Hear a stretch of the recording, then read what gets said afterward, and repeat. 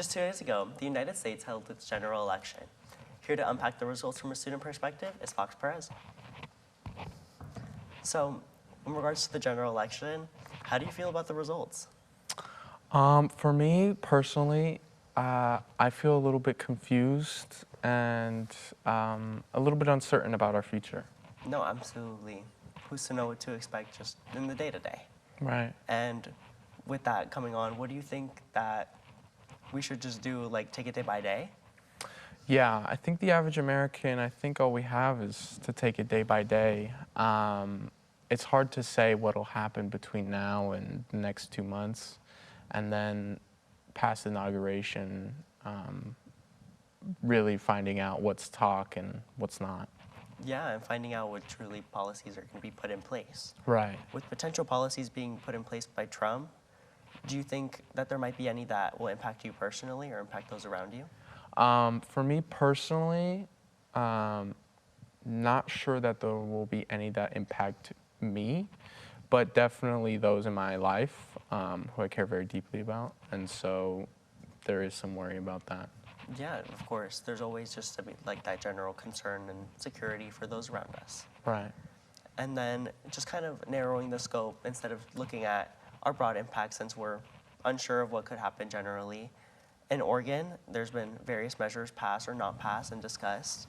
Specifically, there's one, Measure 115, with regards to impeaching officials. Mm-hmm. Why do you think this could help with accountability and just making sure that those that we represent as our elected officials are appropriately representing us? Right. I think it puts in place a certain systemic process in keeping our elected officials accountable towards us.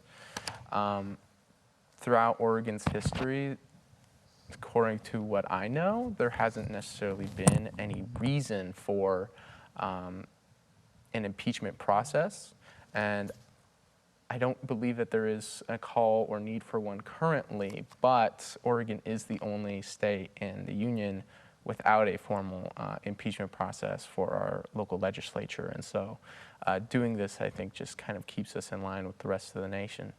Yeah, absolutely. We kind of make it to the status quo and just kind of play our part Right. alongside everyone else, as we probably should have been. Right.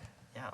And then besides that measure, there's also Measure 117, which kind of dialogue more of our ranked choice voting. Right. So do you think, like, what are your thoughts on how Oregonians might have approached this measure, being like, when it comes to them thinking on whether or not it should be passed or not passed, what do you think their thoughts were on this general measure?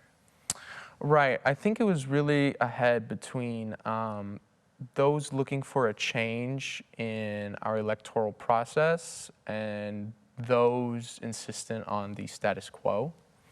And I think based on the results that the status quo won, for reasons why it did not pass, I can't say for sure, but I can only speculate that it kind of came down to individuals maybe not fully understanding the ranked choice voting process and how that works, and also not seeing a reason to have it instated. The first past the post system where whoever first to require the majority of votes kind of takes the whole winning. That's what's familiar, and they don't really see a need for a change. Yeah, 100%. Do you think that this could open the possibility for like a new way of voting rather than either two options, that this could just be, we don't like either of these options, maybe let's pave a new path? Yeah, I have heard certain criticisms towards ranked choice voting, particularly in, let's say, someone doesn't receive enough votes in the first round, but due to certain contingencies, they pass through. Mm-hmm. So there can be some sort of mix-up in how elected officials pass through in a system such as that.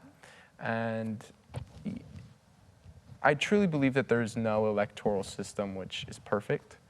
And I don't think that there is, it's just between these two, the one we have currently and the one that was on the ballot. And so I think Oregon could definitely be up for a potential future where we find a fit somewhere in between, somewhere elsewhere. Yeah, 100%. And with this ranked choice voting system, since I know some adopted it already in other countries and places, and some see its effectiveness and some might not, do you think that this could find merit in other environments like a student government? Maybe not necessarily at OSU, but just generally. Yeah, in my experience, what I've gathered from just observing the ASOSU and student governments as a whole, they tend to be pretty receptive towards student voices, and they're pretty flexible in keeping in step with those sorts of demands. And so if there were an outcry from students for these sort of electoral processes, I could definitely see that being implemented into student governments. Yeah, 100%. And then I know there's another measure, Measure 118, which is specifically trying to raise corporate taxes to fund these individual rebates. Do you think these economic sentiments specifically could be because of the generational values that they hold? So like a younger generation maybe not wanting our sales tax versus an older generation kind of wanting these sales taxes for other funding purposes? It's hard to say. I haven't noticed any huge generational differences myself. But I will say that throughout maybe the last 30 years or so, the state of Oregon has been fairly liberal in the sense that it is pretty generous in its tax laws and I guess their implementation. And so this rejection of this ballot measure, I think. Do you want to clarify what you mean by generous? Oregon kind of, I would say, tends to have higher taxes than maybe, say, a state like Texas. Okay. And I think that is kind of in line with democratic policies. But this rejection of this local ballot measure, I think, sort of represents a potential shift towards more conservative thinking, more Republican thinking in the way we approach tax laws. Okay, yeah, interesting. Okay, do you think this like to tie it all in, do you think this really kind of aligns with our current election results with that more maybe Republican thinking? Yeah, I think what we're really seeing with this election, both I'd say locally and federally, is there's sort of a red wave, where there's a lot of influence from conservative thinking, and I don't think Oregon is any exception to that. You know, the urban growth in the state of Oregon, from what I've observed, is slowing.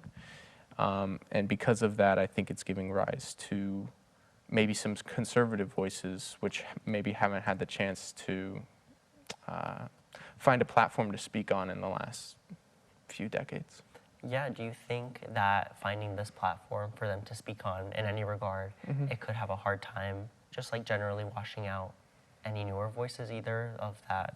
Like I know it's becoming more Republican voice, as we said. Do you think maybe even Democratic voices could have a harder time getting out there now? Difficult to say. Okay. For the state of Oregon, I think we are still firmly a blue state, at least under the first past the post system. But I could see it becoming more contentious, and it could be in the upcoming years more difficult for Democratic voices to sort of take the lead as more conservative voices prove of value to Oregonians. Yeah, 100%. Well, unfortunately, that's all the time we have. Thank you so much for being here. Yeah, thank you.